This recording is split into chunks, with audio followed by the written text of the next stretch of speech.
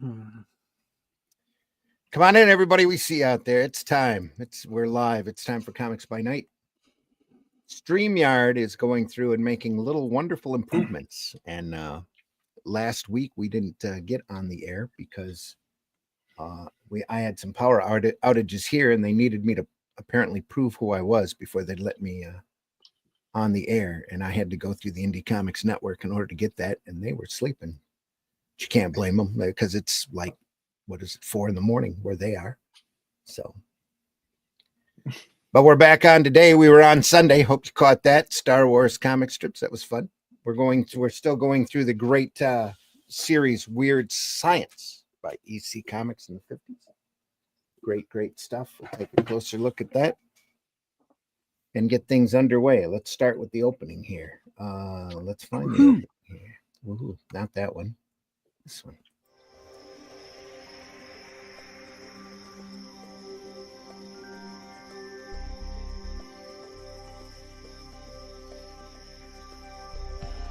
What was that? This is not a charade. We need total concentration. Now, once again, this time, with theory.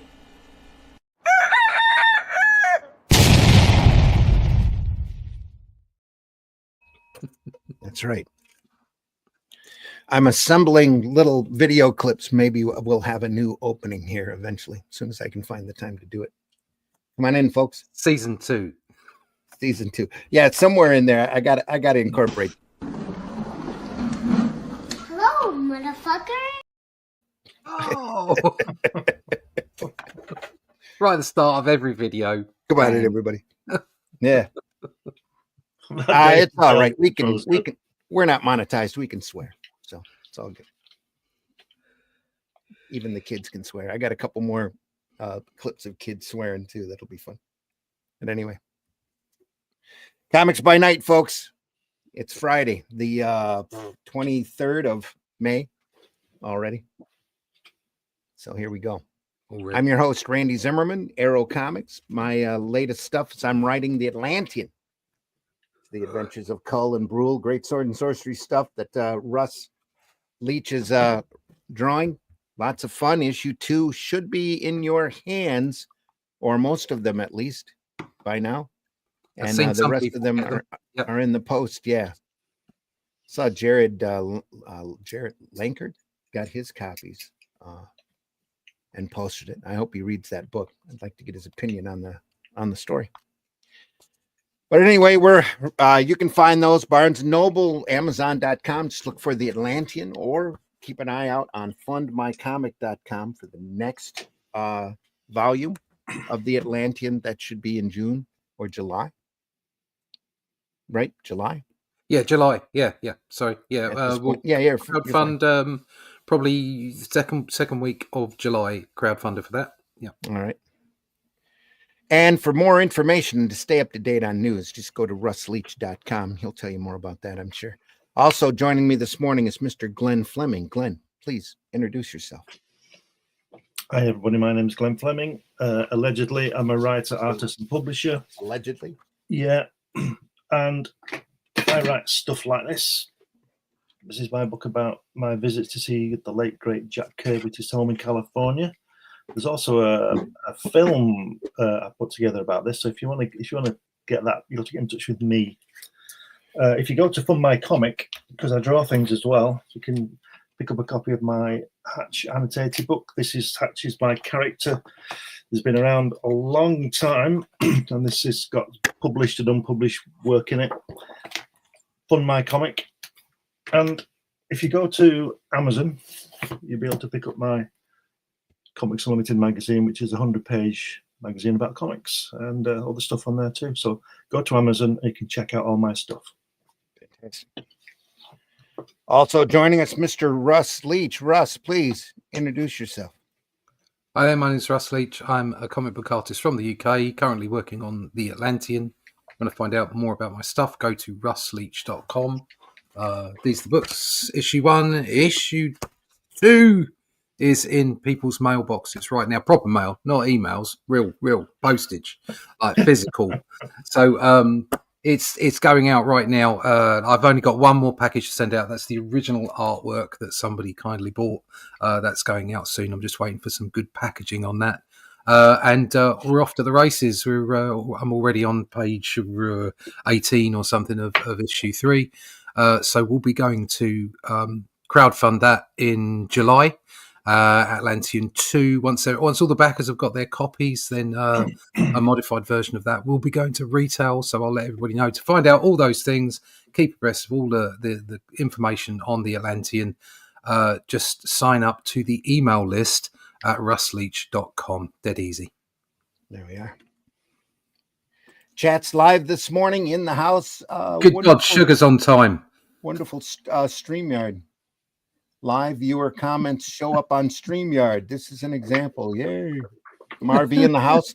I'll catch you later. I'm at work. Have a great weekend. You too, Marvy. Sugar says, wow, I got here on time. Sugar, anytime you want to come into the conversation, I'll send you a link. Just casually show this. Welcome to come in. I don't think that, yeah, there you are. Look at that. I hope you fine gentlemen are doing well. Doing all right. Yeah. Weird Science. That's what we're here for. Weird Science. Wally Wood.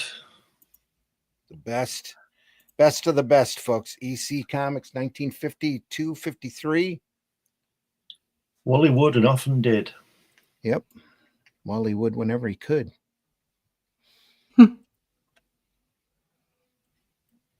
at those legs on that alien, on that Martian guy, whatever he is. They're great, aren't they?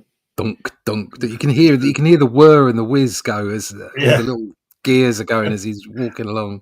And I think you said it last week. You can hear him saying, yep. Say the early inspiration for Mars Attacks. Yeah. This book is a hardbound volume from Russ Cochran. Just fantastic volume. If you ever get a chance to find these at shows, I recommend you do so.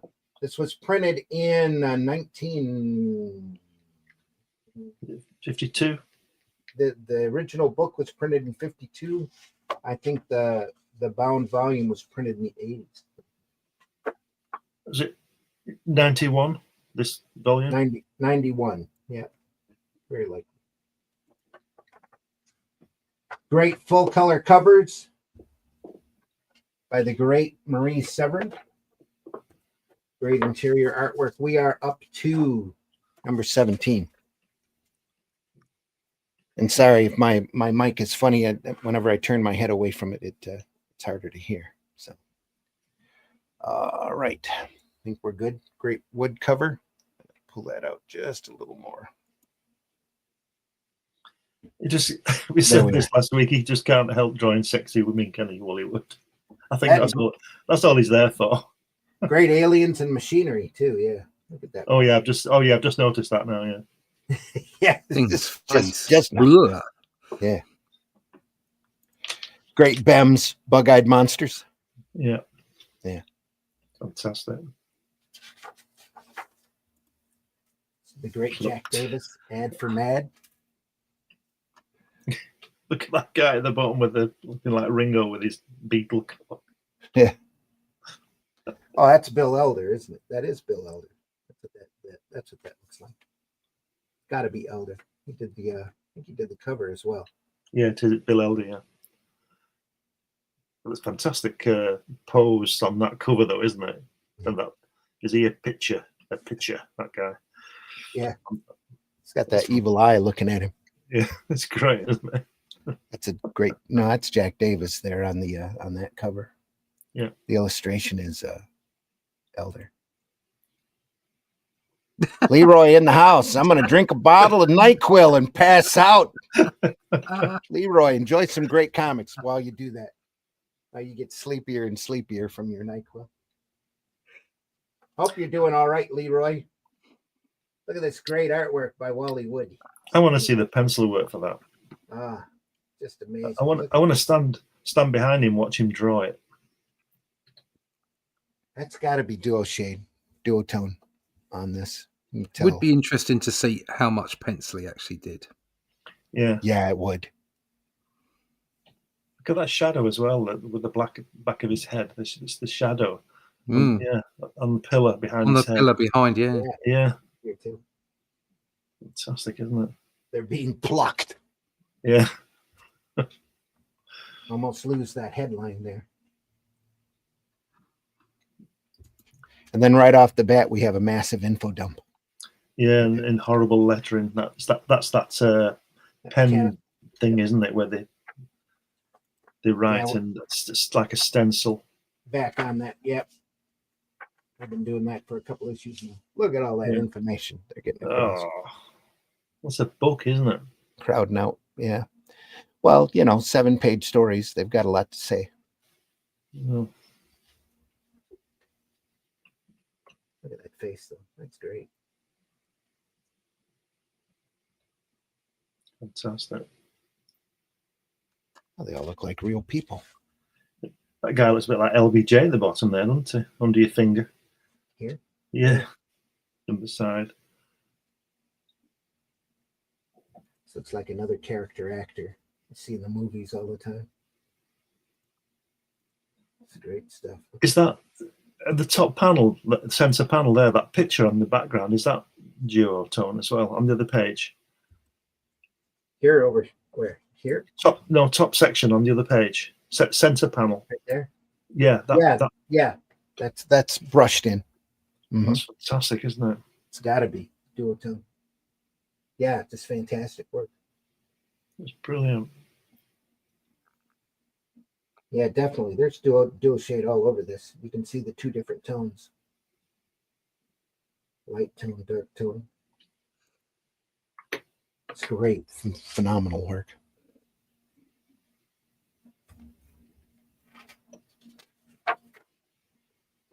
Wow.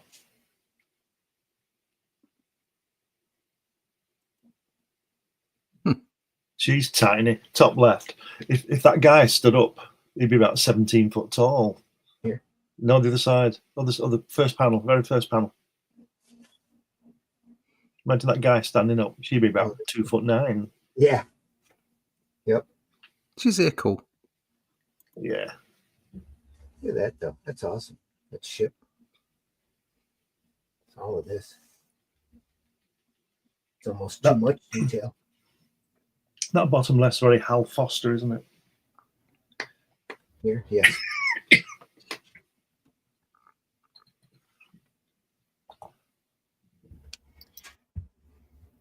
Whole thing is crazy. Like I said, that panel especially, it's almost too much detail. Marie must have had a great time coloring that.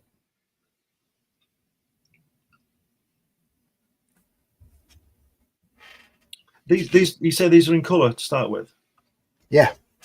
And it was her who colored the interiors, not just the covers. I am almost positive it was all her on all of the EC books. Yeah. Right. Because we said before, she's fantastic, isn't she? She's very underrated and unknown most of the time, Yep. Well, a lot of these guys, this is the start of where they started signing. Yeah. Their work, and they were so individual and so unique that you could tell one story from one artist from the other easily, because everybody had their own real unique look. I think they're having a laugh, this writer. It's that panel there. Dark meat for me, honey. I know, Jeanette. Yes, go on. And the title plucked. I think I think they're playing the game of trying to get past censorship. Well, this is before the censors came in. They were still writing for adults here. So is at that point where everybody started complaining about all of the violence. Right. And Gaines said, "Oh, you want to see gore? I can show you some gore. Here we go." And you see a big change, and all of the horror titles got real gory real quick. First page, bottom left panel. Is that all line work behind those heads? Bottom left, that's it, yeah. Here? Is that just line behind the heads on the wall? Oh, no, that's all painted in. That's still dual shade here. Right. Just look at that beautiful graduation there. A little bit heavier on the darker tone. for shadows. I don't like those thick panel borders. Yeah, They take away from the drawing. especially this whole all of the earth back there is duo shade. You can see the two different shades that he painted in. Then I love this here. He went through and scratched out some of the material. They laid down the chemical for the duo shade board and then probably went through and scratched some of it out. Mm-hmm. You can see the white streaks in there.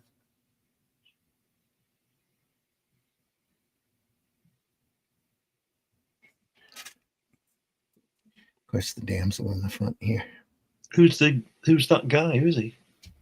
The creature guy. What's this? They didn't hear the creature come through the front door. Look at that thing. Yeah. You wouldn't notice that guy coming in your front room, would you? Perhaps The they're fourth- invisible or something. The foursome at the table never heard the creatures come through the front door of the Farnsworth home. Says, and the two men at the table never saw the creature enter the dining room and wrench the well-fattened women from their chairs. They've been plucked. If, as you say, what's that? What? What's the wording in there? Last panel. It says, and wrench No. The word in the bubble. in the bubble. If, as you say, the invasions were hidden by a hypnotic screen and these few segments of the populations were kidnapped, why weren't any of them missed? See. Right. It's a nice bit of exposition there on the way. They just came and took them. Yeah.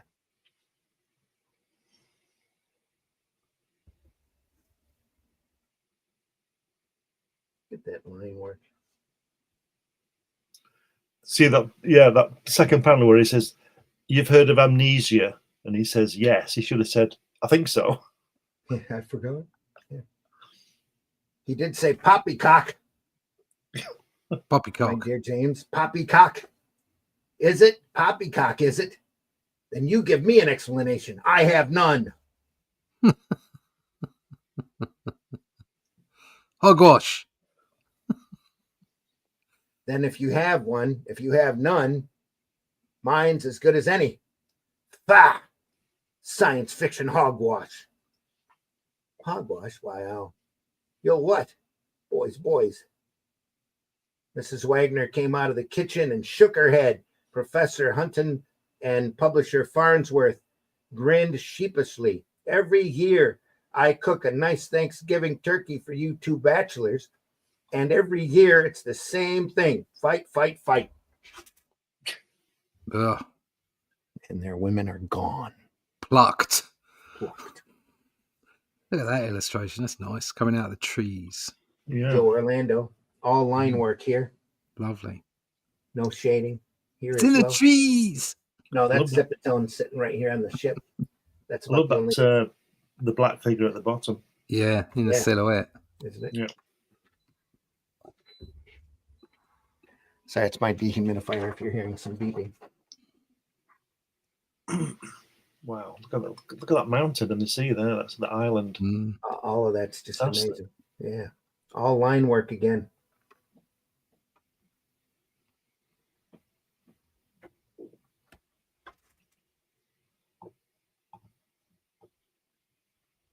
Wow.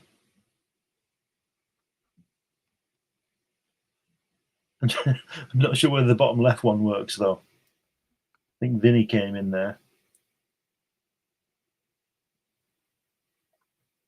None of that looks like it was inked by Vinny. To me. It's just all beautiful line work. Yeah. Mostly pen, I think. If it's brush, it's a real thin one. This is brushwork here, though. Yeah.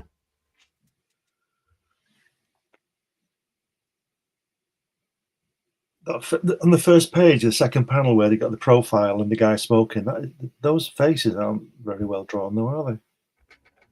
Here? No, on the first page, second panel. There. Yeah. His eyes are A bit weird, aren't they? Yeah, they are. A little bit up and over. He should be down right about down and over just a little bit, I think. They're a bit weird. Yeah. Weird. Yep. I think the scripting on these things, it always reminds me of those, it's alive when he says, "Look above there, above the trees. Good Lord, it's the monster." You know what I mean? I don't think anybody'd say that. They'd say, "What the fuck is going on here?" They'd say, "Run." Yeah, I'm out of here. Well, they're coming off of the 30s and 40s movie dialogue. It's about what they're trying to copy here. Get ready with your anesthetic bombs. Oh yeah, I brought 3. The white clouds of anesthetic gas swirled around the monster. It screamed angrily, stomping toward the party. Run, run. Then it stumbled. Oop. There it goes. The bombs finally took effect. No, good Lord, here it's just Lord. Lord, it's huge. I saw a movie once. This reminds me of it. King Kong or something. Or something. That's what As he if says. nobody knew what King Kong was. Or something. Or something. Yeah, but you can bet your life this is no giant ape. Well, what is it anyway? Look at that. It's a giant ape in an alien costume. Yeah.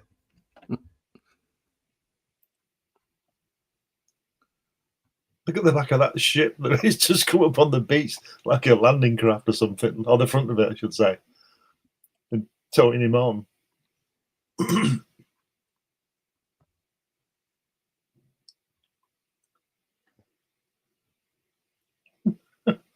Look at that. I've radioed ahead.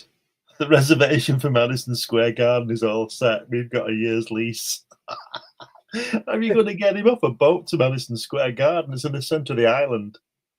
And how are you going to get a year's lease there? Yeah. Yeah. So they found a way. Wow, look at his feet. Keep those covers on it. They made it to America. You can tell because there's the Statue of Liberty right there. Yeah. Yeah. No buildings behind it, but there's the Statue of Liberty right there.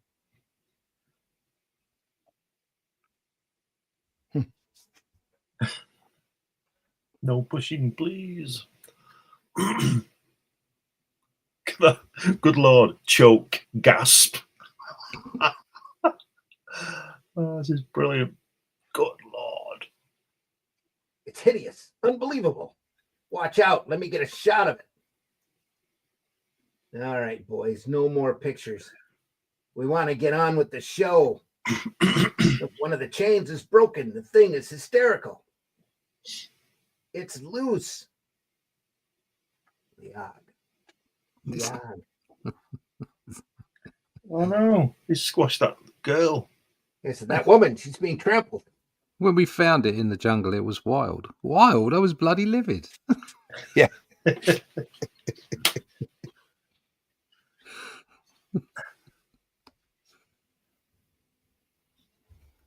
Well, I think it's terrible to kill that girl. That shouldn't be allowed.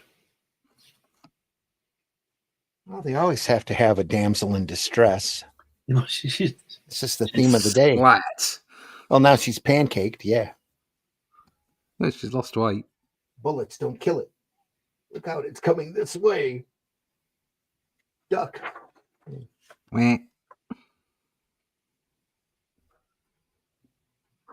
Zip it coming back here. It's all line work here. Yeah, screw detail. Let's make it silhouette.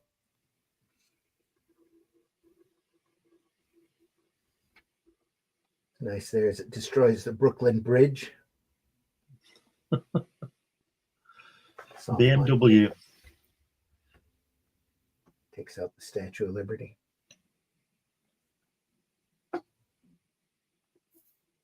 It's on line work here too. Look at that, several months later. passing over a tiny tropical island.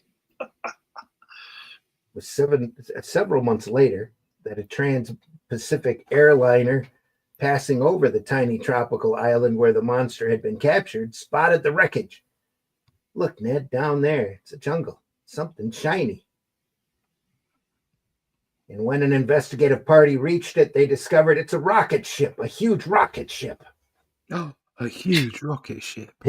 and then Captain Obvious here says it must have crashed. Captain Obvious. It must have crashed.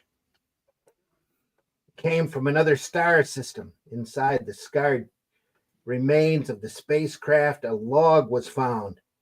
The in English on it where fiber pages were deciphered. It's Trigon Empire. 10 years before Trigon Empire. The creature that came here in the ship was a messenger, a sort of ambassador of peace from another world. You mean? Yes, the island monster, the one brought to New York, maltreated, frightened, and finally killed, was a peaceful alien, bringing a message of friendship from his own planet. As he stomped on that girl. Dum, dum, dum. Yeah. So they killed it then? She got in the way. Yeah, they killed it. They always killed a monster. I always feel terrible for the monster. Oh, King Kong. I think you're supposed to. Weird fantasy.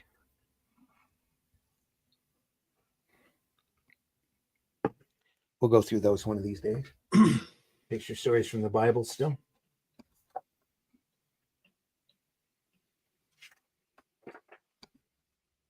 Off day, Jack Kamen.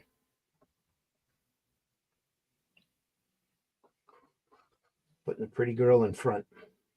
This artwork's a lot like Joe Maneely. Yeah.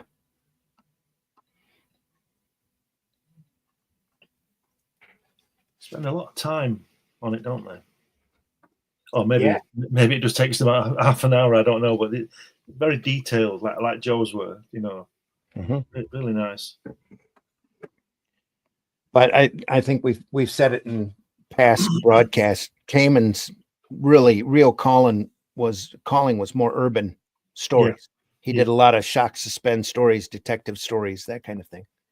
So all of his science fiction stories are pretty domestic. So who's writing this? It's probably Feldstein. Feldstein and Gaines. And then, whenever they're not swiping from Ray Bradbury.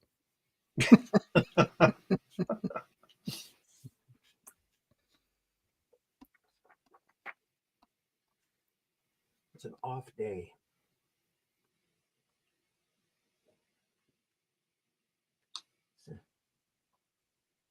Unique line work here.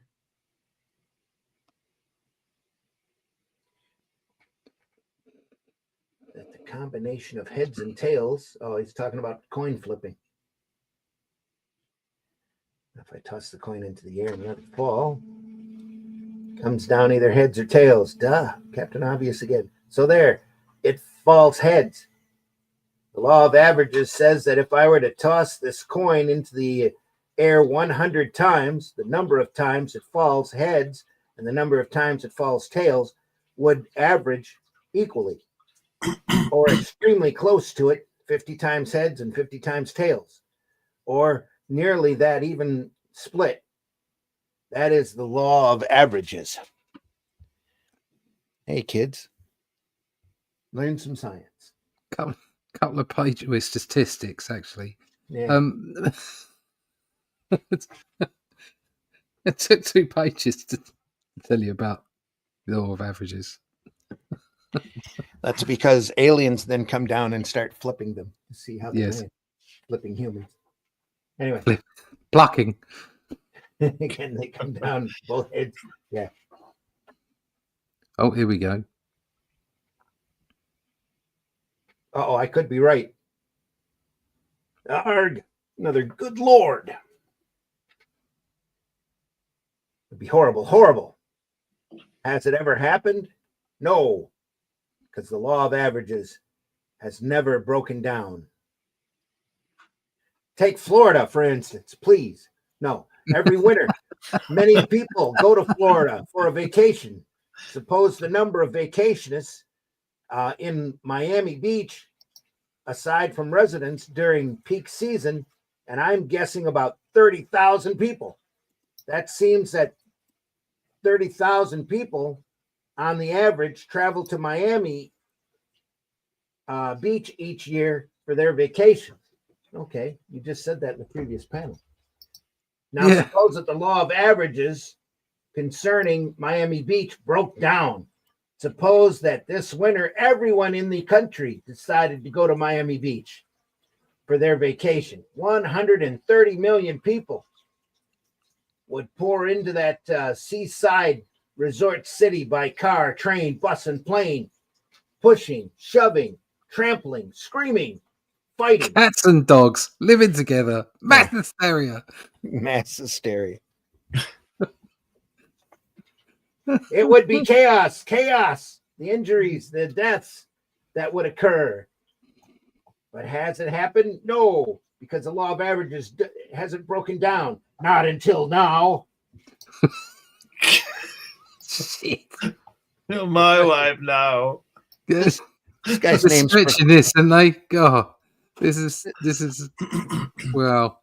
Is that do those legs belong to a man or a woman at the top? Somebody with the shorts on, yeah. I don't know. Nice calves, though. Nice calves, yeah. Very, very well defined. If it's I think that's a guy. He's got shorts on. Look. Yeah. And, I think so, does he have shorts on? And they're definitely guys' yeah. calves. Yep. Yeah. But the name of our professor here is Professor Dingle. Yep. So you know. Professor Dingle.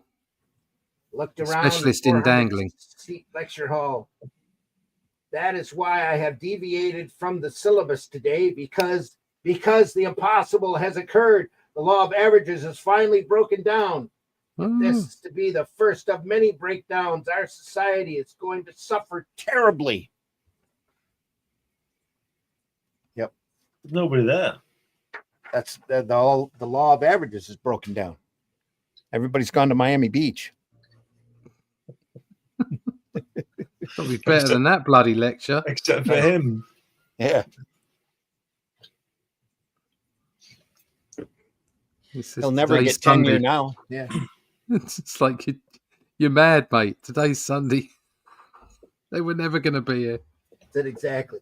But today, 378 students failed to report for lecture. You are the only one present. This is a serious thing. You don't realize how serious. The law of averages is a fundamental concept. Its breakdown would mean the destruction of the human race.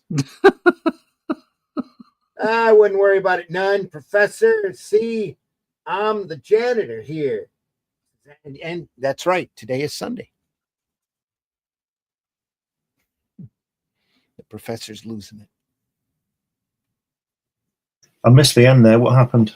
It's Sunday. Oh. Don't worry. Nobody's in the lecture hall because it's only the janitor is there and the professor raving. Oh, right. Crazy bold art, but I have to say that's the worst story we've seen yet. That's really rubbish. It's probably because we haven't sat here and read every one of them. 6 pages of talking about the law of averages, which is not an actual law, making it sound like it's a fundamental law like gravity or something. See, but good MC Gaines could use that story in Congress to point out, yeah, we teach kids science here. Statistics. Yeah. The long years, Joe Orlando. It's the second story in this book, this issue.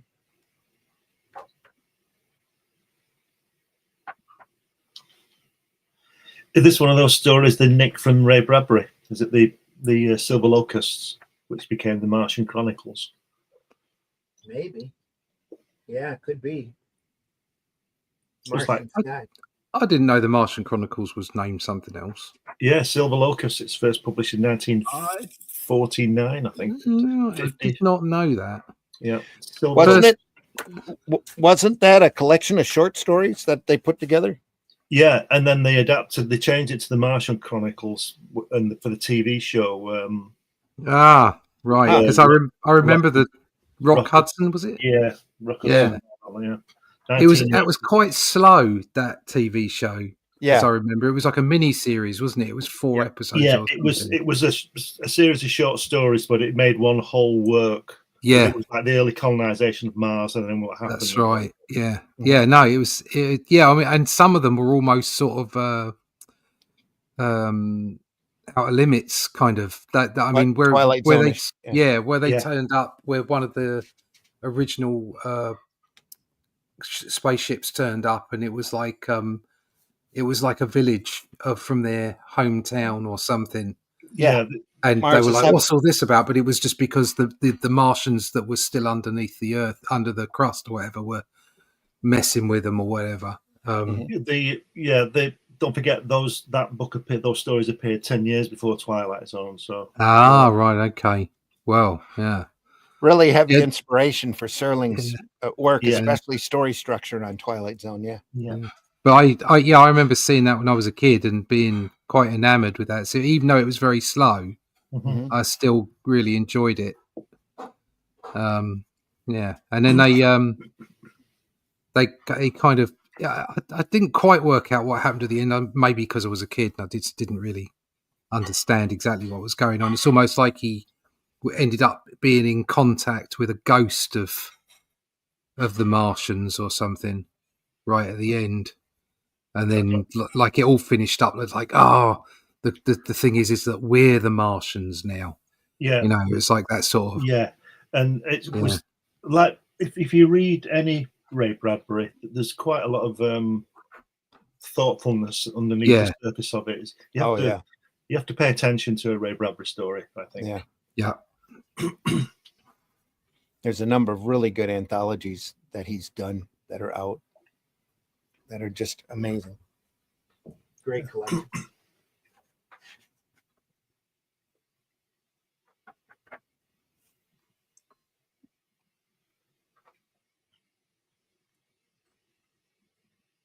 See, these are more like books, aren't they, than comics?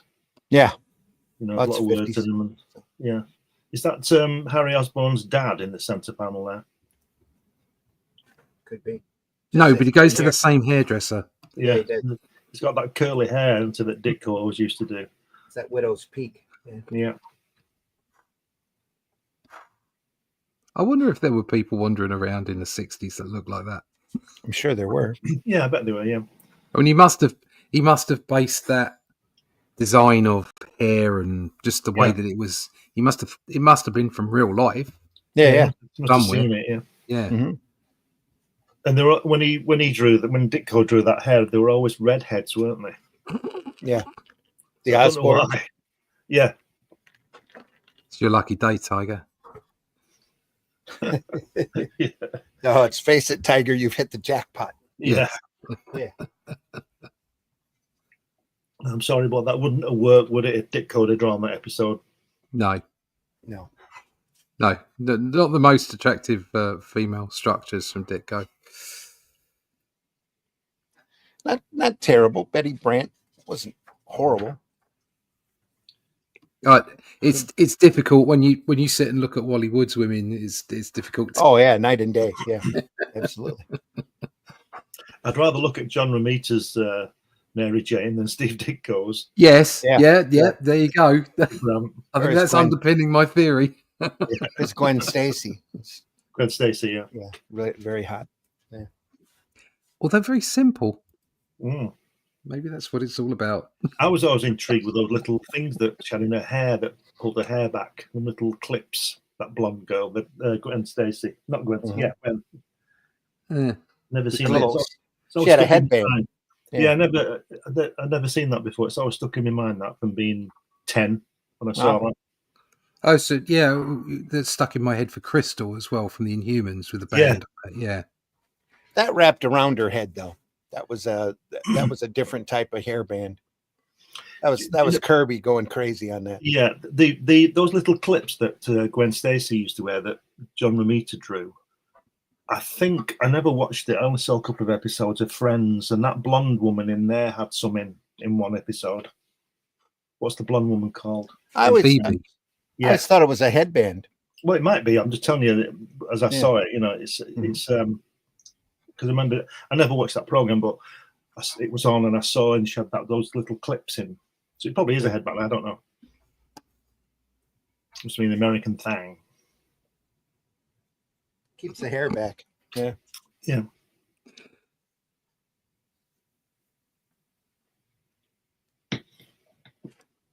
Moving on. The end of the story. Night after night, year after year, for no reason at all, the woman comes out and looks at the sky for a long moment, looking at the green burning earth, not knowing why she looks. And then she goes back and throws a stick on the fire, and the wind comes up, and the Dead Sea goes on being dead. If you look at the woman at the top of the page, it's Liz Taylor, isn't it?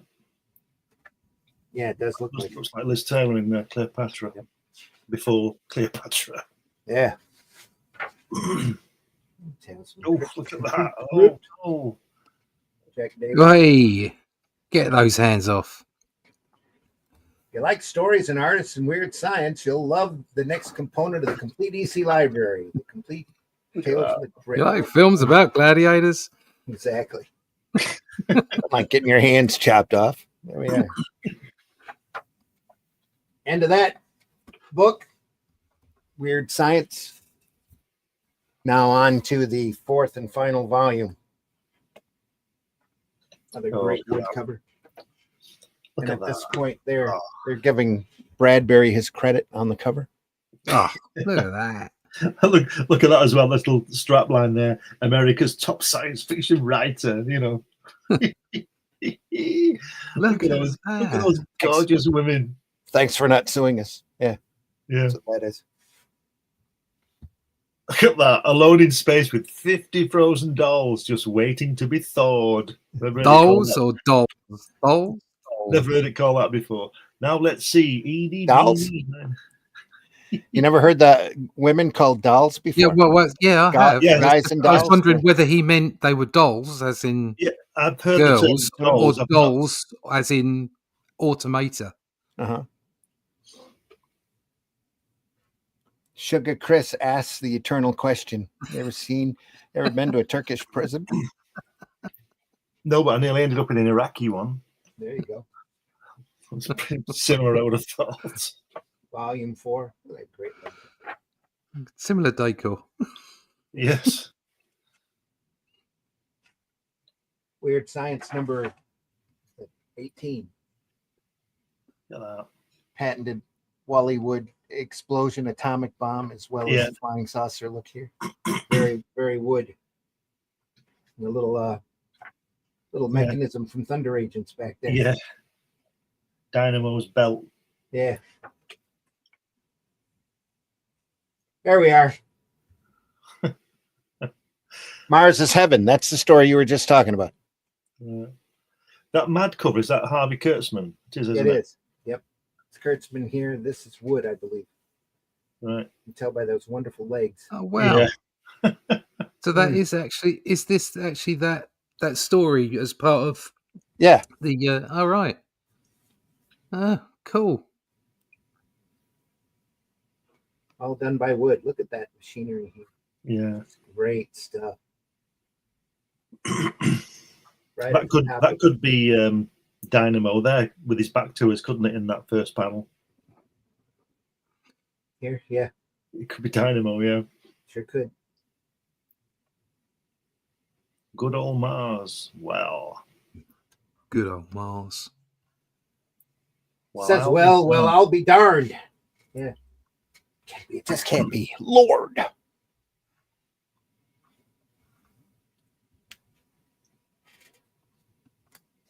Again, this could have probably used a little thicker outline so that Mars would pop out a little better.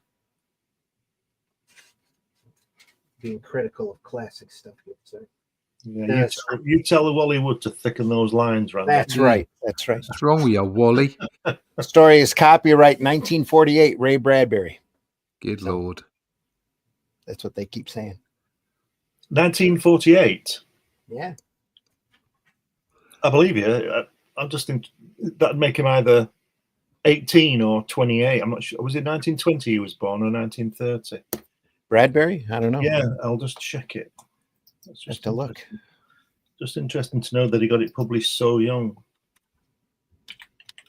I know he wrote stories all his life. So Don't you hate people like that? Yeah, 1920, Oh, so he'd yeah. be 28. 28 when he. there you go. Yep.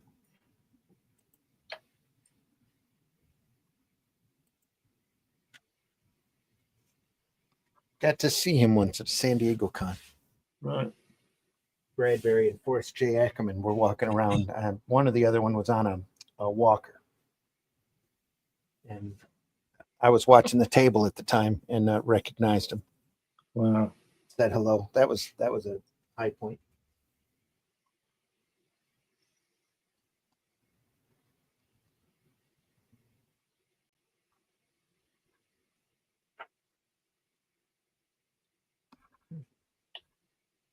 Keeping it simple here.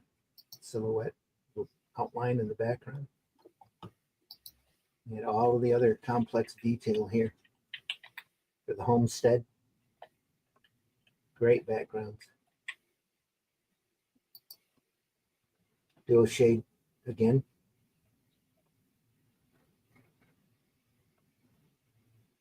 Yeah. Shadow work here.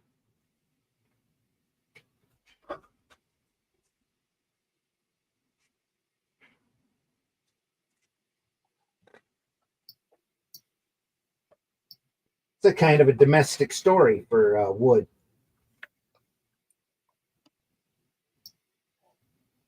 Though, you know, he probably asked to do it because it was Bradbury. Yeah. Typical cigar rocket ship there. Look at that last panel. Those eyes on.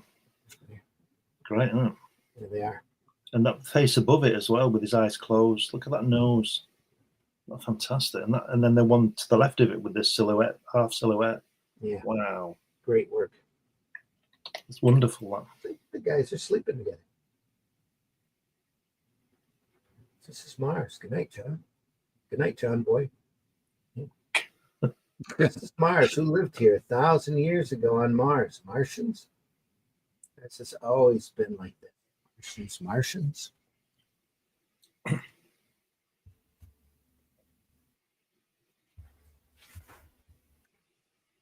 Very progressive, giving him a bed. Just before you turn, look at the left-hand page, bottom left panel, where he says, "Mom, Dad." It looks like he's going to kick that dog in the face. Yeah. Boom. Get out of the way, mutt. Boof. Drop kick it. Hey, what are they doing there? What are they doing there? Top right. Yeah, in the bed together. So it's very progressive. They're in bed side by side. Mm-hmm. As in those days, how many decades? Oh, so this is Mars. Yeah. James. It's all above board and all that. It's all very Morecambe and Wise, Abbott and Costello. Yeah. Expecting one of the other guys to go, "That's not a pillow." Oh, wash it as fast as I want.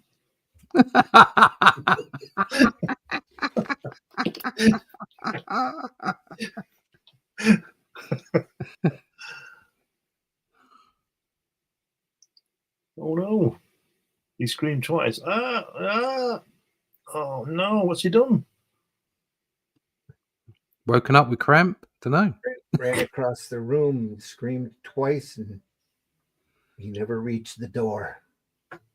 Oh dear. In the morning, the brass band played a mournful dirge, and from every house came little solemn processions bearing long boxes, and along the sun-filled streets, weeping and changing, came grandmas and grandpas and mothers and sisters and brothers walking to the graveyard, where there were open holes freshly dug and new tombstones installed.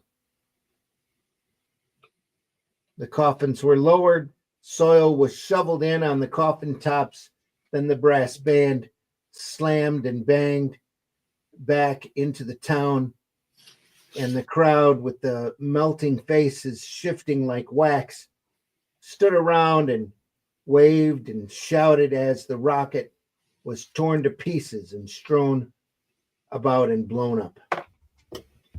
I don't understand why have they done that. They did them all in, got rid of the evidence. Martians did. Right.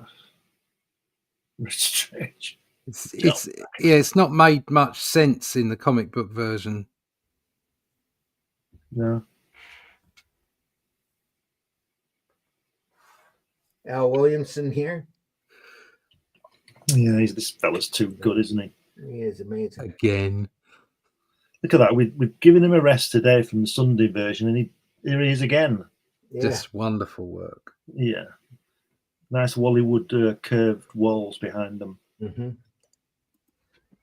Look at that. God.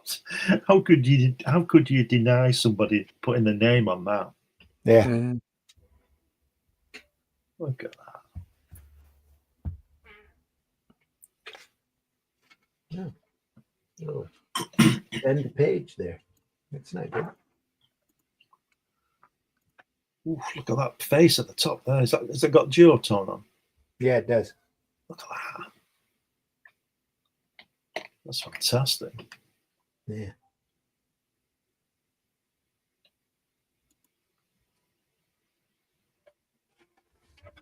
He had to cut a little room here for the top of the rocket. Yeah. Yeah. Little panel cut out there. The caption goes right over top of it. It's pretty crazy.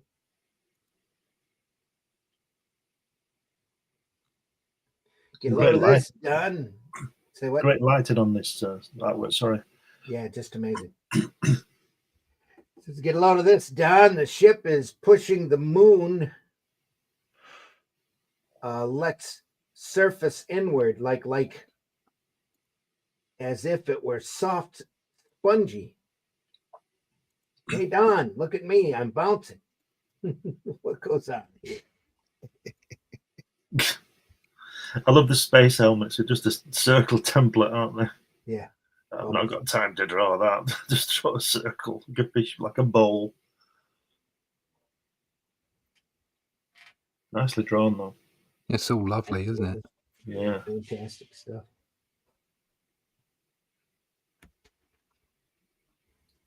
Look at that.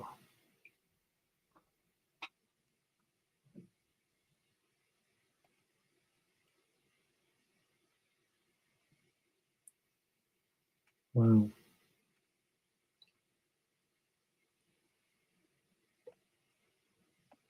Yeah.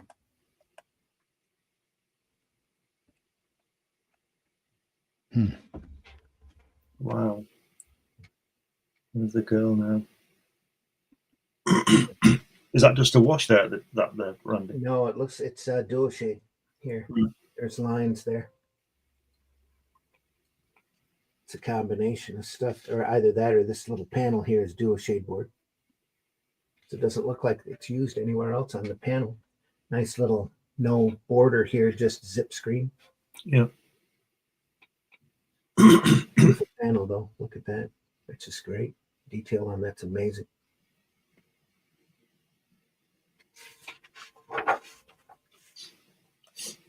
Do you think he's using reference for these faces? I honestly don't know. I would couldn't say really. I don't mean tracing them. I just mean using them as a kind of a reference. They don't seem to be together. A lot of these guys used a lot of, pictorial references. Yeah. So I know some of the comic strip guys used to film all of their panels, photograph all of them and then just draw them in like off of a light table. All right. On some of that stuff. They'd go through and pose them. The more domestic stuff, well, I think Williamson did a lot of that. Secret Agent Corrigan, Rip Kirby, that kind of stuff. Yeah. Did he do mainly strips in the papers, or did he do a lot of comic book work? It all depended upon the time period. In the 50s and 60s, he did a lot of comic strip work, very little comic book work. Right. He broke his teeth here. I mean, this is where he got his start. Yeah. Then he jumped over to comic strips for many decades, and he worked for Marvel in the, I want to say 80s and 90s. Right. Do you think he couldn't think of anything to draw in that bang panel?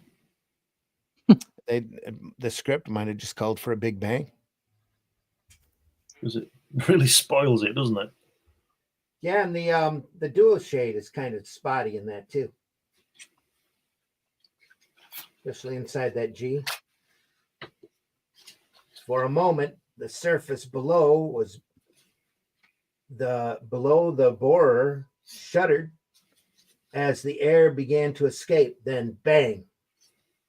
Below on the gigantic planet, thousands of times the size of Earth, the alien child began to cry. It held up the string with the exploded remnants to its tied to its end. Wah! Sob, it broke. My balloon broke. Don't cry, little Fiznik.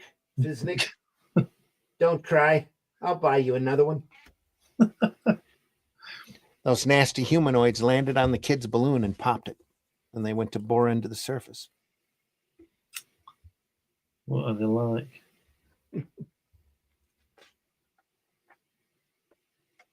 More weird fantasy picture stories from the Bible. The Parallel. Jack Kamen again. Yeah. Look at that.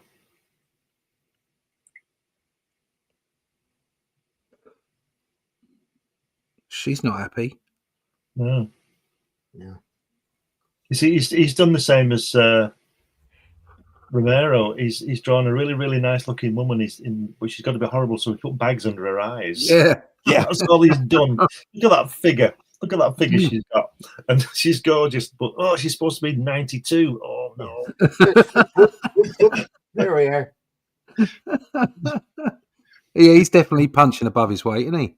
Yeah, he is, isn't it? Got a real weird comb over too. Yeah. Bobby Charlton. It's great the way she's standing on the border. Yeah. So is he though. Yes, of course, yeah. But I'm just looking at the way that foot, the way, the shape of her, the shape, the pose, the shape. It's just wonderful. Mm-hmm. But she's still gorgeous, even though she's got big baggy eyes. Yeah, she looks extra tired. Yeah, she's been up all night. That's good.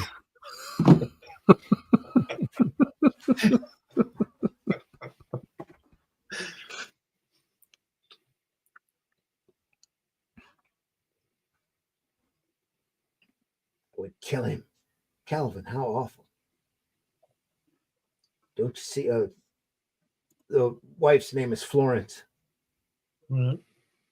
My parallel did not exist. I'd be free, uncontrolled. My destiny would be of my own making. There was no limit, no stalemate. What's going on about? I just love the.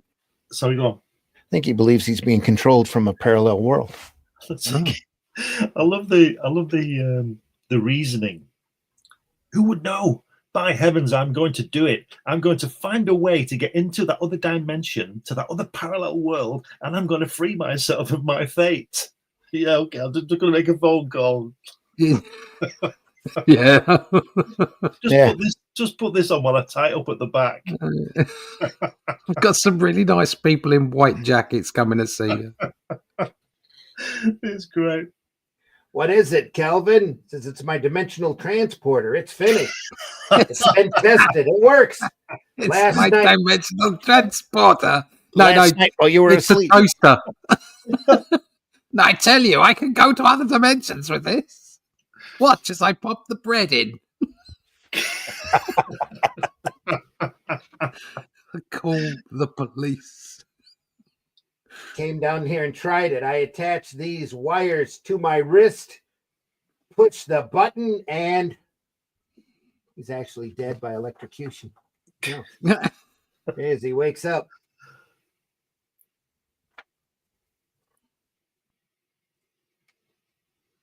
Oh, Calvin, please. No matter how you look at it, it's still murder. Please don't do it. He's going over to the other dimension and killing himself. That's not going to work out very good, is it? Then I'll transport myself to that other parallel world, catch a train back to the other Calvin Henkel's house, set up the bomb, catch a train back to the other seaside, return to this world, and take my usual train home. Yeah. Right. Okay. Unknown to him, though, his counterpart on the other parallel world's doing the same thing. Bye, dear, and good luck. Thanks, honey. I'll need it. He's checking his wife out. Kelvin got off the train, then to a secluded spot on a lonely beach, set up his machine, attached the wires to his wrist end. Zip. When he came to, Kelvin was lying on a lonely stretch of beach in the other seaside in that other parallel world. What time is it? I've been unconscious for some time. Oh dear, 10:30. I missed the train back. I'll have to catch the 11:01. Got to make it snappy. It's got to make it snappy. If I'm to get back to my world on schedule, I've got to catch the 12:31 back to Seaside to my machine. There's no one home. Good. Let's set the time bomb. Let's see. Supper time's a good time, 6:30 p.m. Calvin went down to the exact duplicate of his cellar. He hid the time bomb there and came back upstairs. On his way out, hello, Mr. Henkel. Hello, Mrs. Fishkin. Fishkin. Yeah. Look at that. How do you look at somebody queerly? She looked at Calvin queerly. I looked at her quite queerly. It was quite queer. That had a whole different meaning back then. I'm a writer. You might have heard of some of my books. Very queer. Very queer. Gets back on the train, goes back home. Tell me about the social club meeting today, Florence. I missed, Melvin was sick. Melvin. It's always Melvin. This guy, he's got to follow the time very, very precisely, and he keeps forgetting. Like, oh, what time is it? He keeps forgetting the most important part of the story. Bring a watch. What's going on? Phew, I finally got rid of her. Tell me what happened. Why did you have to come back? Mrs. Fishkin said she saw you here about noon. Me here about noon? Oh, no. Boom. Boom. I got fed up of writing this one. Let's just set the bomb off. Oh, no. It was always going to end that way, wasn't it? It was always going to end that way. Oh, I've got the wrong reality. You mean you're completely bloody mad? Yeah.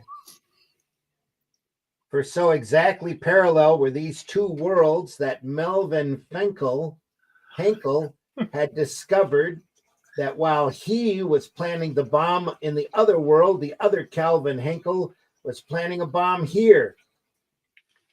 Or he never went anywhere. Was there another world in another dimension after all?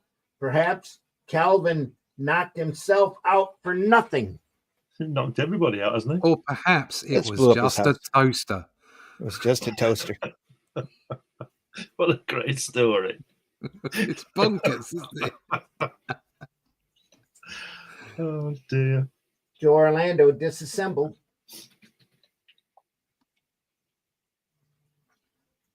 Steering wheel's a bit off. Yeah, it looks a little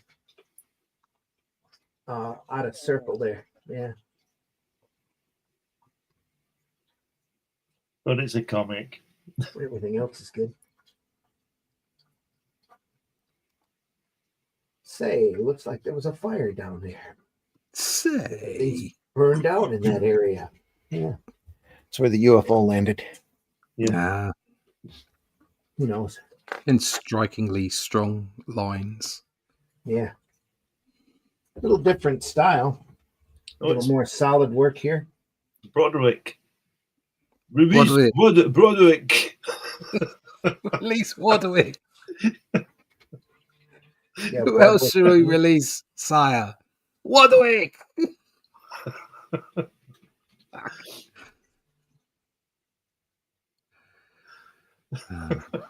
What's your name? Jew. Broderick, come in. Broderick. Holy cow. No more good lords. Cow. For Pete's sake.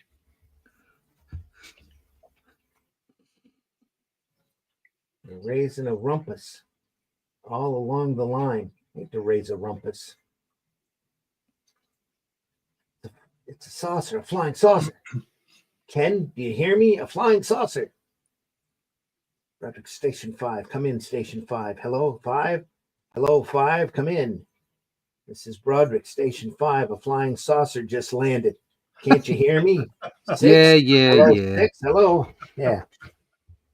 At least they're consistent. That spaceship's on the cover, isn't it? Yeah. Tell me, is that a flying saucer from another dimension or from this one? We've had people like you on the phone before. Please go away.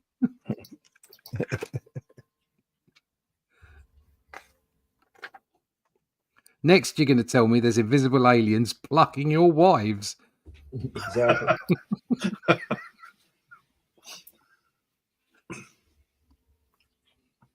No signs of life. I wonder if anyone's inside. Hello, anybody here? Hey. These guys sure know their stuff. Yeah, I better be careful. They're not very friendly, so he shouts them, you know. Hey, anyone here? Wonder what all these gadgets are. So he finds one Posters. and takes it. Yeah. What a chance. It doesn't seem to be bolted down. It's just standing here. I could. If it's not bolted down, I'm going to take it. It's like, baby, you're mine now. What a break. A piece of equipment from a flying saucer. I'll let the electronic now. You don't want to leave that there, mate. I'm a little bit wee. I'll take it. Yeah. I'll put it on eBay this afternoon. He says, I'll set the electronic field on its ear. With this, whatever it is. With this, whatever it is. Get it back to the station. I'll see what makes it tick.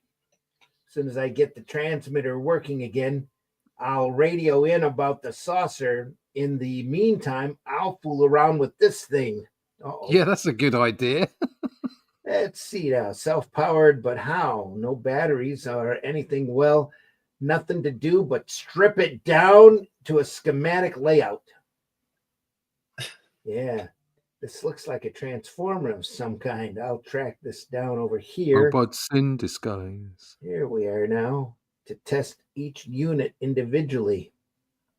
All the while, the thing kept humming. I started to get the testing equipment together, and suddenly my blood froze in my veins. Oh, my Lord. The blasted thing spread out in schematic on the board, began to scream. He took it apart, and now it's screaming because it was operated on. Because there weren't any aliens, there were robots.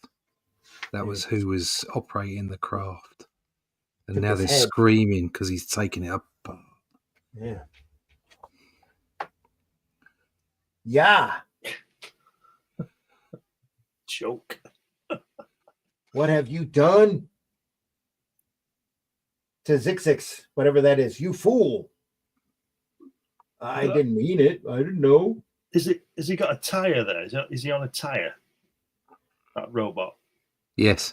Yeah. A large roller. We've been observing your planet for some time. Zizrix and I were the first to attempt a landing.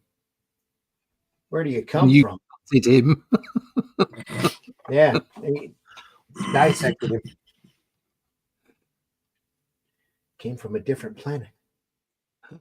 Yes, we built spacecraft. We searched the universe for other forms of life, and we found this planet, your planet. Tonight, we landed in order to investigate your form of life to see what makes you tick. No. He's looking for Broderick. What's he doing on the bottom panel? There's he farting. We're here. The robot. No, the next, first page, bottom panel. Oh yeah, it does look like he's farting. Yeah. Well, come to find out, they did to Broderick what he just did to that bit of machinery. They tore him apart to see what made him tick. Oh no! Good Lord! Another good Lord.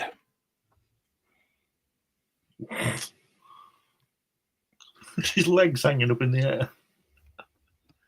Yeah. There's bits of him everywhere. Hands here, the organs all over the table, head, the brain open. Good Lord, no blood. The end. That's it for that issue. If you want to read a good science fiction novel that's similar to that, it's called Thorns by Robert Silverberg. Yeah. These guys, these aliens take this guy apart and put him back together again, and it's really good book. I read it every couple of years. It's a really good book. Cool. Thorns. Thorns? Yeah, Thorns. Robert Silverberg. It's the fourth of 4 volumes, which constitute the complete Weird Science. Great stories, including continuing Ray Bradbury adaptions, and great artwork marked the final period of Weird Science. But a new enemy appeared from out of nowhere, an enemy who was to finally deal the death blow in the entire EC Comics: censorship. Senator the Kefauver's committee had decided that comic books, especially weird comic books, were an unhealthy influence on America's youth. Fearing outside censorship, the comic book industry quickly embraced a self-imposed comics code. Gaines could not get any of his horror, shock, war, or science fiction comics through the code. And without their seal of approval, the distributors would not put the comics on the newsstand. So Weird Science died, and Bill Gaines' brief experiment with a 15-cent comic book started with the publication of Weird Science Fantasy, a story we shall follow in a future component of the complete EC library. So here's Weird Science number 19. Isn't that a fantastic blue, that machinery on that Marie's done? Isn't it a wonderful blue? It is. Just, what a great drawing that is. The inside of the window is a lighter blue. Yeah, just what a fantastic illustration. Oh, yeah. Yep.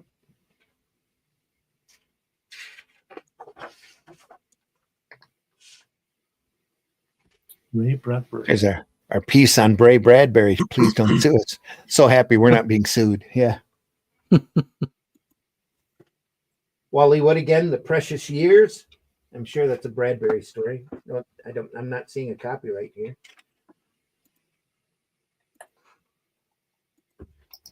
It's Frank Frazetta right there.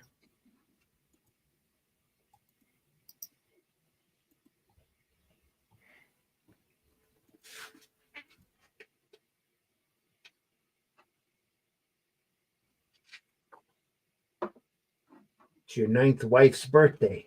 Oh, shut up, will you? Shut up. Today is this. Today is that. I know what day it is. The little swear symbols here. Expletives. Today is the day I get another 10 years of this madness.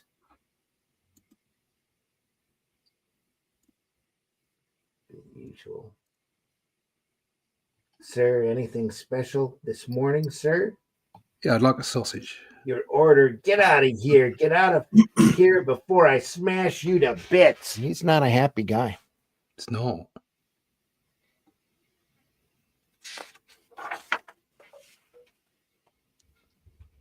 A bit squash there in that top panel, isn't he?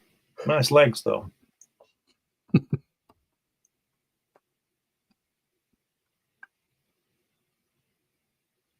Very dynamo dimensions there.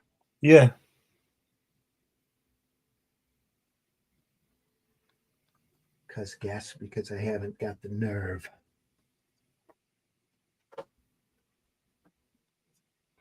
He's talking to himself, it looks like. The knife.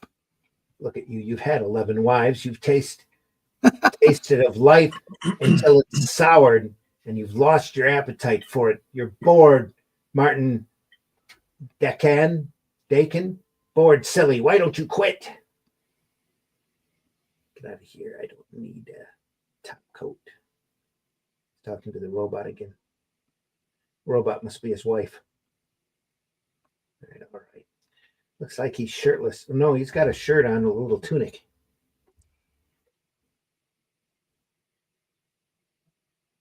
This is interesting. Probably white screen. No, that's duo shade there. So yeah, he duo shaded that. Martin. Either that or it's two different Zipatone screens laid one on top of the other. It's probably not though. Probably duo shade board. There's some nice cross hatching here with the pen. The Teletheater is featuring My Third Wife at 8 p.m. The Fidelity concert plays an all Wagner program at 9. The robot fights start at 10 at the amphitheater. Lunch is now being served in all dining halls. Humph. It says humph. It's just not a happy guy.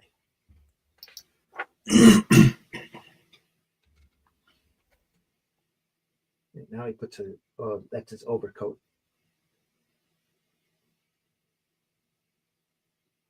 I was just muttering to myself. Yeah. They look very sort of like Romans, don't they? Yeah. Little tunics on, that kind of Greek kind of thing. It's got a little see-through cape on here. Yeah. Well, we've got to have a bit of sex in it from Wally, haven't we? Yeah. Wouldn't be the same. Nope.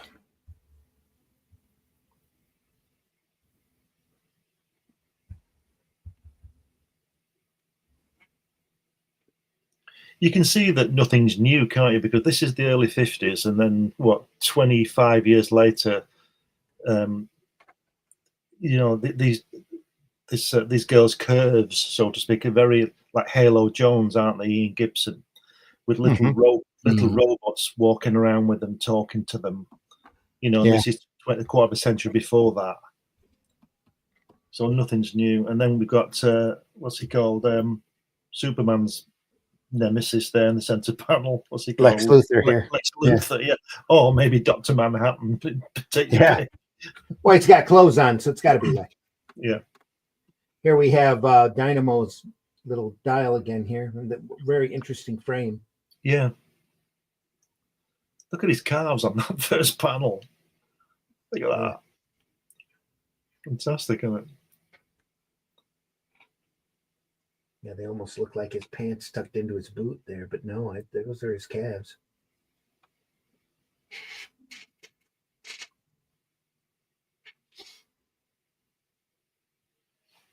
If you found eternal youth, so he wants to die because he's 500 years old.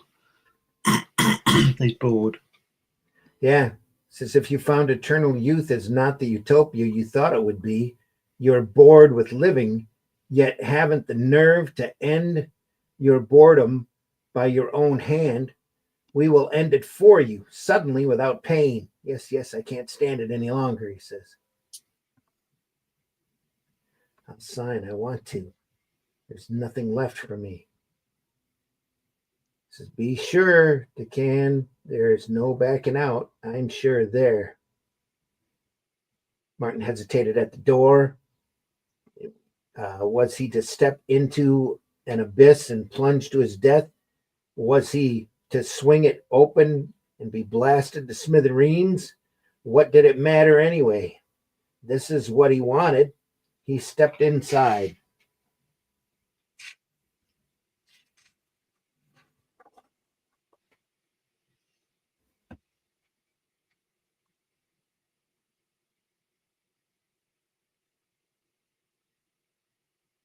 Oh, I see.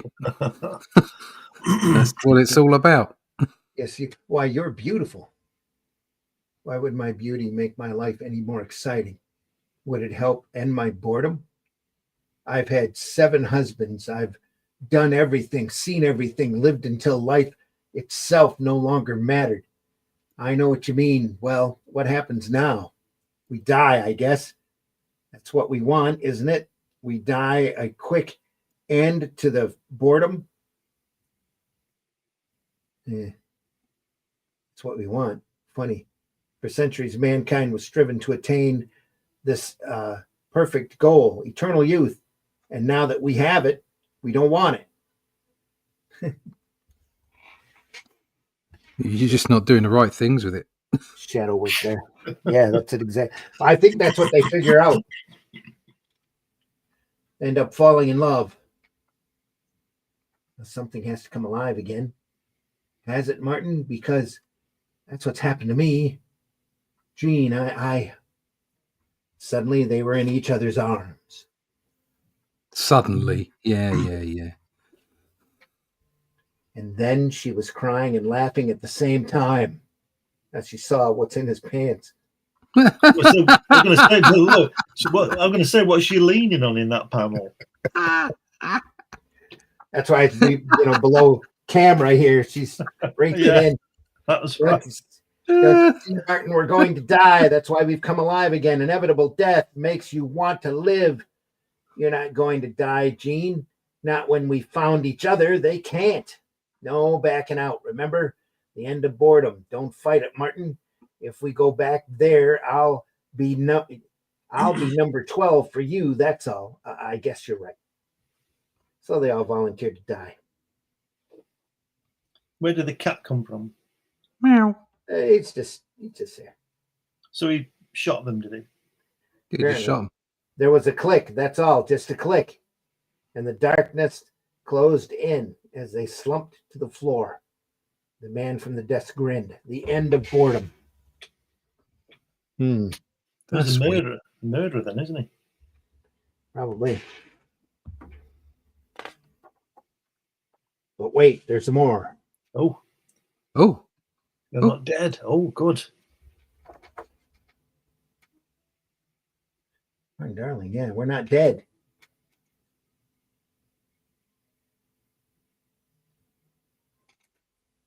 You are in a rocket ship, my children. Your destination has been automatically preset. It is a distant colony of Earth's wild and untamed. The battle, Martin. I heard it, Gene. You will live your lives out on that planet, your natural lives, and you did not receive your whatever that is. Rejuve. Yeah, there we are. Rejuve shots. So age will come to you. Death, Martin. It will still be inevitable. Yes, Gene. There is much work waiting for you, my children. The colonists need you. They are others like yourselves who desire to escape from boredom. The tape clicked off. Silence closed in. Jean turned to Martin. Darling, it's the challenge I spoke about. The fight for the right to enjoy each other. Precious moments to savor and enjoy together. That's it. Now that they know they're going to die, they can live. I know it's ended on an up note, but I think one of them should have died, and then because they're both 25, they've got 60 years of loneliness again. There you go. That'd have been my story. You bastard. Great closing panel though. Yeah. Al Williamson again, the one I who was going to say he's popped up again, hasn't he, old Al? I can't get rid of him. Look at that shadow. Yeah. Nice panel. Just a great page in general. Leaning. So this is Mars. Where's the flag? Yeah. This is so copyright 49. They're just outside on the surface with no suits on or anything, and it's 30 degrees below on Mars at the equator, so it's. They got thermal underwear on. They're all good. Yeah, he's got his gun by on his side. That too. Yeah. Folks, hit that like button out there if you could. We got a nice audience this morning staying with us. We're looking at EC Comics. The fantastic work. Wally Wood, Joe Orlando, Al Williamson, Jack Kamen. Great stuff. So please hit that like button. Any type of interaction with our program just goes to help our algorithms. More great line work. Look at that. Line work. So these are all adaptations of Ray Bradbury's stories. They aren't all of them, but there's at least one of them per issue, I think. There's a lot of Mars in it. He writes a lot about Mars, Ray Bradbury, doesn't he? Well, that's why they collected all those stories together for Martian Chronicles. All of his anthologies are great, though. He's done quite a few. Illustrated Man, Dandelion Wine, R is for Rocket Ship. I think there's another one, S is for Space, something like that. Oh, collection of the short stories that he placed in pulp magazines over the years. That fantastic story in Illustrated Man where the soldiers are walking around the city they're looking for when it's raining. Mm-hmm. Remember that one? Not right off the bat, no. They can't find their way back. It's raining all the time. It's been raining for weeks. Yeah. And there's these sort of soldiers and they're all arguing and fighting and they can't find the base camp. And then for about 3 months, they find out they've been walking around in a circle around it. Dole! Major Dole. Yeah. Beautiful line work here. Yeah, it's lovely, isn't it? Light touch. Yeah. Dual shade board at work. All three of them. They're all of this whole story, I think, was done on dual board. You can tell by the paint or the chemical doesn't quite get to the borders here. Yeah. A little open here and there. You can tell it was painted on. Nice.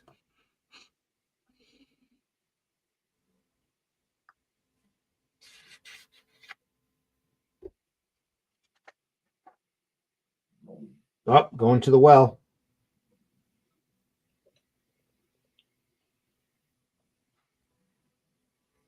Wow, look at that. So I live in a well. I live like smoke in a well, like vapor in a stone throat.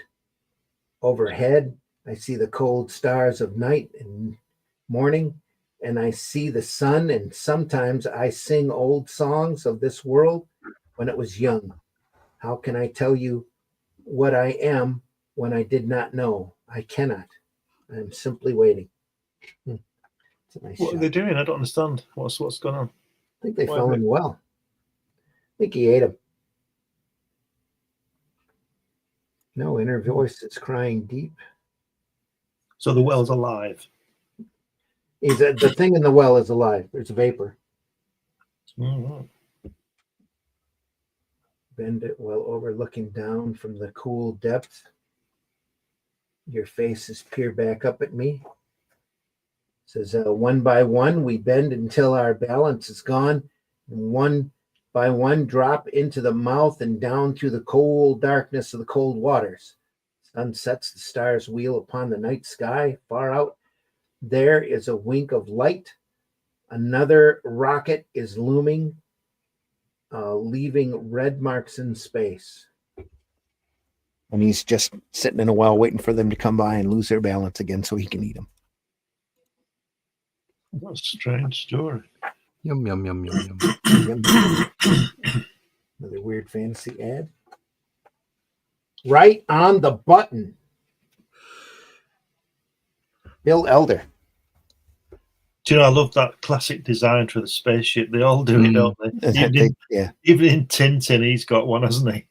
Just very classic, yeah, cigar shape. But it's the V2, isn't it? Yeah. The V2 rocket that von Braun was making at the end of the war. Mm-hmm.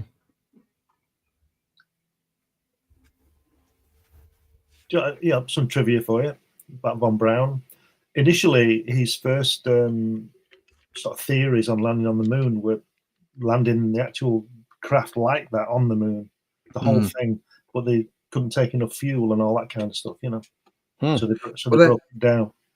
Some of the scientists that were working on sending a craft to the moon worked out that they needed so much fuel that they needed a rocket that was something stupid like a mile high or something. Yeah. So they said it could never be done. Yeah. But nobody ever worked out that they could do it in stages. I think Till they did work it out, obviously. the incredible thing about Von Braun's Saturn V rocket was the fact that the first stage, the biggest stage with the most fuel in, was that big because it had to not only lift the rest of the payload, it had to lift itself. Yeah, itself and its fuel. Yeah, that's so right. Yeah, absolutely brilliant.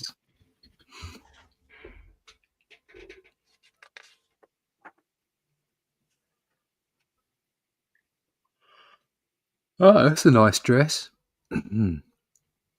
Yeah. Although she looks rather shocked down the bottom right there. Yeah, she does. What she does. Two. They could have infiltrated everywhere. Science, government, business. Lon, what did you say? It had been nearly 2 years that we've been engaged. Della, isn't it about time we were married? Oh, that's why she's frightened.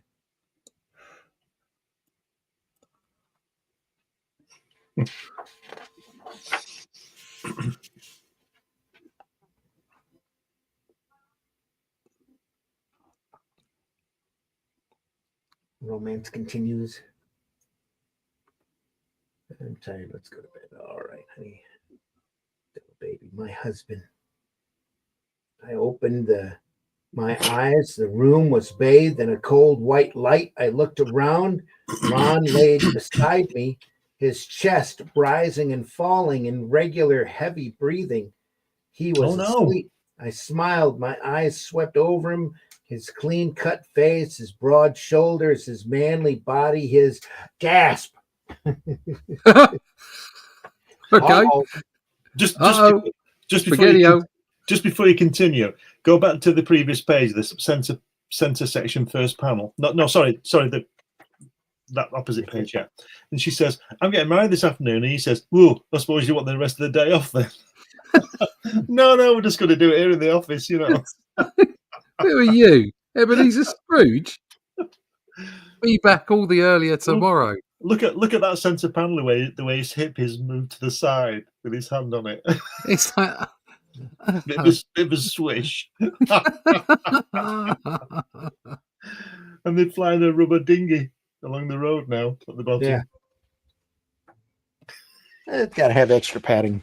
Yeah. Just in case they bump into something. Bumper cars. I stumbled from my bed. I darted to my overnight. How do you dart? What's she got on or what hasn't she got on? Oh dear. Dart is running quickly. Yeah. It's a bit of a slick number she's got going on there, isn't it? It's a Wally Wood design. I'd bought a hat, a crazy hat. Needed a long, lethal-looking hat pin to keep it in a breeze. The hat pin was in my overnight bag. I took it out. Crept back to the bed. Lon lay there, white in the moon's light. I gripped the pin in my hand and raised it over his chest. Oh, no. Uh-oh. Wake up, Lon. Oh, no. Is she the bad guy? What's going on here? Mad woman. Oh, no. Why is she killing him? I don't get it. Oh, dear. I screamed and I drove it in. Felt it tear flesh, crunch against cartilage. I raised it and stabbed again and again. He was dead. He had a navel. Phone call. I didn't remember the next thing. I knew the room was filled with light and the chief was standing by my side, staring down at the bloody bed at Lon. He was one of them, one of the aliens. How did you know, Della? How did you? Look, a navel. He had a navel. Incredible. He was a mammal. Oh, dear. You said there'd be some little difference, some deviation from a duplicate evolutionary line. This is no little difference, Della. Where he came from, the superior race is the mammal, which bears its young alive attached to the mother by an umbilical cord. And here we lay eggs. We have no navels. Turned away, my eyes filled with tears. I went out onto the balcony. I'll bet we'll get them now, Della. All of them. Now we know we'll beat them. It's the last bit's the kicker. Yeah, the little clip. Little clip at the end. Brilliant. Yeah, that bit. Let's just explain it away. Just read what it says. This story is an accurate translation from the original Martian transcript discovered in 2439 after the third invasion attempt. Editors. Yep. That's the best part.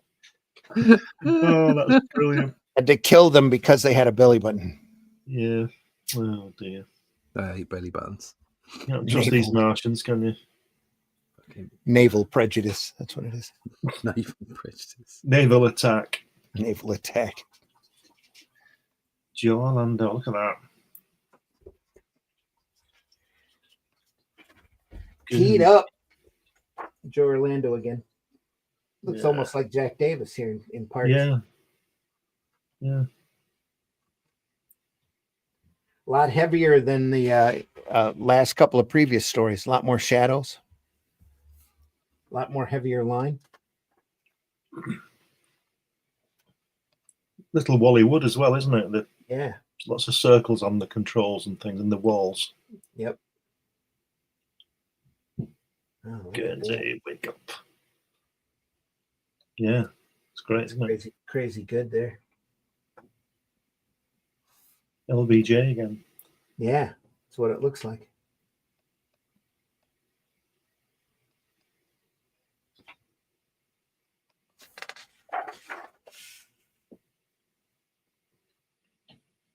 Now we're getting a little out in space.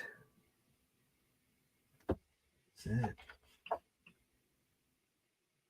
Oh, he's talking on a phone there. Slightly different from your standard bubblehead. Yeah.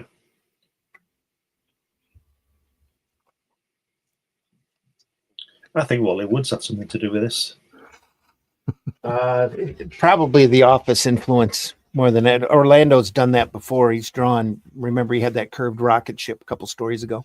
Yeah. Curved interior. Yeah. They're probably picking stuff up off of each other's work and applying it to what they're doing.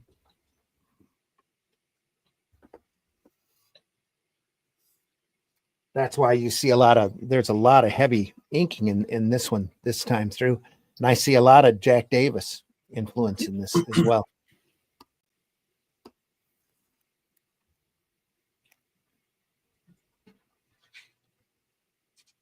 Not just in the body positioning, but the ink work, line work there. Oh, look at that.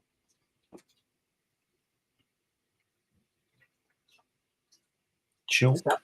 Stop looking at me. Stop it. There's something missing in that balloon, isn't there? Yeah. Mighty big space there. It's been added later, hasn't it? The lettering. They might have gone through and re-lettered it at the last minute. Oh. That's really what it looks like. They decided to change the dialogue for some reason. Folks, the chat's open. Feel free to talk. Glad you're here. Hope you're enjoying this stuff. Let us know. Come back. The silence, the thick, pressing, ear-splitting silence of space. It's all around you, screaming at you, hammering at your eardrums, missing in your tortured, tired brain, hissing in your tortured, tired brain. Hour after hour, you stand there, swaying, listening to the dead stillness until your oxygen supply runs out and your face turns purple and the blood runs from your eyes and the saliva dribbles from your mouth, and you know it is the end. Nice. So stunned.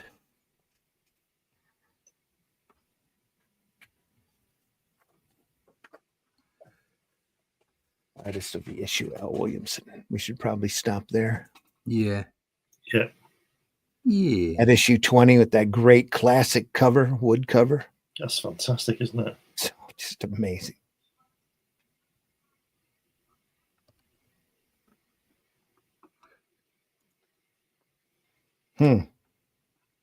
Sugar mentions a Turkish prison, and now nobody wants to talk in the chat. Wonder if there's a connection. Anyway. More stuff next week, folks. More great wood. Just fantastic stuff. We've only got about 4 more issues to go on this. More weird science next week. These great Russ Cochran volumes. Love them. Did you say this is Gaines, isn't it? This stuff. Yeah. Yeah. And he kept all the artwork, didn't he? Yeah. So somebody's probably got that in their collection. Yeah, probably. Like I said, when he emptied his vault, they sold it off one story at a time. Yeah. So there were a lot of great heritage auctions that moved all this stuff by the story. And then it was up to that collector, whoever bought it, whether they were going to break it down or not, or just keep it. Great, great stuff, folks. Weird science. Want to thank everybody for stopping by this morning. We'll continue pick this up again next week. I think there's there's 4 more to go. 4 more to go on this. So stop back by next week, folks, and we'll pick it up where we left off. Glad you're here. Thanks for stopping by. Tell your friends if you enjoyed this podcast. You're always welcome. We are archived over at the Indie Comics Network YouTube channel, the Comic Book Black Belt YouTube channel, and the Randy Zim YouTube channel. But wherever you're watching us, please hit that like button. Subscribe if you can. Yeah. Like I said before, any interaction that you have with this program just goes to help our algorithms and get out there in front of more eyes, more recommendations. And we deeply appreciate it. It doesn't cost you anything. Just help us out, please. Russ, tell folks how they can find you. You can find me at russleach.com. Sign up there for the email list so you can keep up to date with what's going on with the Atlantean second issue out in the post right now. There it is in all its glory. 50 pages of story. You're going to enjoy it. It's seasonal. 3 times a year at least. I'd try to get in 4 if I can, but it's 50 pages each. So you've got lots to read there and lots to enjoy. Like I say, keep up with what's going on, when the next issue's coming out, when the crowdfunder, when they're going to be at retail. We have a special omnibus edition coming too. Okay, just as a catch-up edition. So keep your eyes open for that. And like I say, go to russleach.com and sign up for the email list. There you go. Glenn, tell folks how they can find you. You can find me on this show most Fridays and on Randy's show on Sunday. You can find my work on Amazon. They've got 12 books up there, different subjects, lots of magazines and things. I'm just completing my new website, so I'll be posting that soon. But yeah, just go to Amazon. You can get all my stuff on there. Excellent. And folks, I've been your host, Randy Zimmerman. You can find my work just by looking around, check Amazon or wherever, but look for the Atlantean, especially. That's the latest work. Arrow Comics, any kind of Arrow Comics, usually had some sort of hand in one way or another. We'll have a store up on fundmycomic.com as soon as I can cut the time to get that together and get it up there. So, and look for a lot more campaigns coming this year.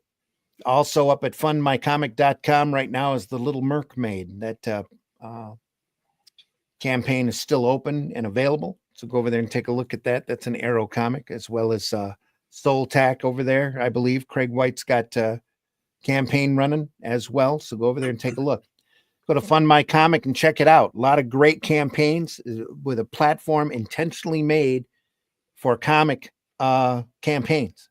Crowdfunding campaigns. We're very proud to be associated with that site. And we hope that you'll go over there and take a look at the wide variety of campaigns that are over there by literally a wide variety of people. So go over there and enjoy. Check out your local retailer. Go visit them, especially now. And the retailer's having a rough time getting all the books in, getting their lights on, and or keeping their lights on. Go over there and check through. Go visit your local retailer and check through those back issue books that he has. You'd be surprised at the great treasures that you may find there that he or she, they will be more than happy to sell you. Great little bits of nostalgia. And a lot of this stuff is evergreen, folks. We're looking through material now that's 70 years old. And it's just as fresh as, if not prettier, than the majority of the stuff out there today. So, and the stories are fantastic. Just great, great comics. We do this because we love it. We don't, we're not monetized. We're not asking or begging for money in any spots that you see here. If it's not for our stuff, is put there merely or purely for entertainment purposes and as a joke to laugh at. And we hope that you enjoy stopping by and this program. Check out the other programming at Indie Comics Network as well. Am I missing out on anything? Go check out Hatch Annotated, also over at fundmycomic.com. Read alternative and independent comics, especially ours. So we deeply appreciate you being here. Is there anything else? Any last words? Anybody? No. Just buy our comics. Buy our comics. Have a great weekend, everybody. We'll be back on Sunday morning, where we'll be looking at the fantastic Star Wars comic strip by Al Williamson. We saw some artwork of his stuff today. Yeah. This is a couple of decades later. Star Wars comic strip. Great stuff. We'll look at that on Sunday, on the Sunday Funnies, 9 a.m. Eastern time is when we do that live. The chat will be open and available. We'll be here and just drooling on this artwork. So yeah, hopefully not literally. Stop back by, folks. We'll see you then. In the meantime, take good care of yourselves. Have a safe weekend. Have a great weekend. Try to be social on those anti-social platforms. Talk positively about comics, folks. All this trolling and this negative drama and BS does nothing to help the industry. You might get a temporary fix from some spite marketing, somebody buying comics that they'll later regret because they didn't like whoever was talking against them or who knows what. Go back and read those comics that you love. Remind yourself why this is such a great art form, probably the best form of communication that I can think of. So, and infinitely safer than TikTok. So anything safer than TikTok. Yep. You can find us all on the social medias, Facebook and X sometimes. I'm not over there often enough. I'll try to be over there more often. Mm-hmm. If you want to talk to us, that is. If not, then stop back by on our programming. Check out our archives. We've looked at a wide variety of great material, just fantastic stuff waiting for you to discover. Go over there and take a look. And I guess we'll see you next time, folks. Take care, everybody. We'll see you soon. Let's go out with an ad here. There we are. Type of holes people prefer: donut holes or Hardy's new biscuit holes? B-hole. Yeah. The B-hole has it over the A-hole for sure. Why? What do you like about it? The A-hole seems kind of small. It's great. I just don't like the A-holes. B-holes are tasty and flavorful. The A-hole is nasty. A-hole tastes funny. I guess I'm just kind of a B-hole kind of guy. Introducing biscuit holes with icing. The best kind of holes money can buy. New at Hardee's. I forgot to switch my Facebook around this morning. No wonder we weren't getting a lot of chat. Anyway, sorry, folks. On the way out the door, we want to remind you of the classic words of Mr. Groucho Marx. Getting older is no problem. You just have to live long enough. Take care, everybody. Yep. Do you draw the Flintstones naked? There's a market for that. Joke's on you, bitch. I love this shit.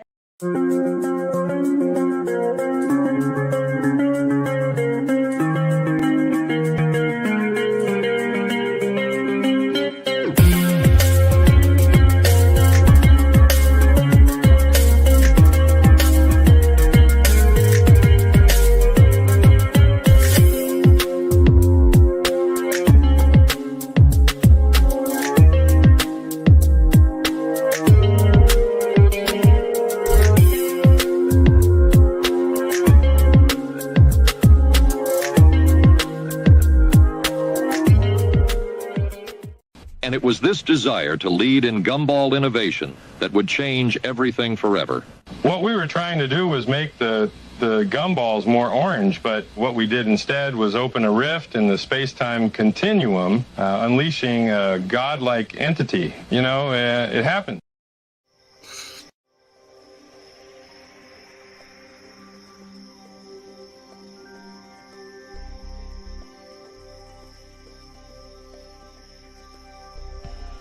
What was that? This is not a charade. We need total concentration. Now, once again, this time, with theory. Some men just want to watch the world burn. Can't nobody tell me nothing. How dare you? Get off my lawn.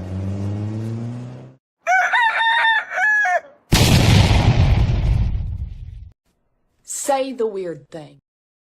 Listen, sometimes you just gotta kick a bitch in the cooter and go about your day. All right? I love you. Have a good one. Taste the biscuit. Taste the goodness of the biscuit. Taste the honey sauce.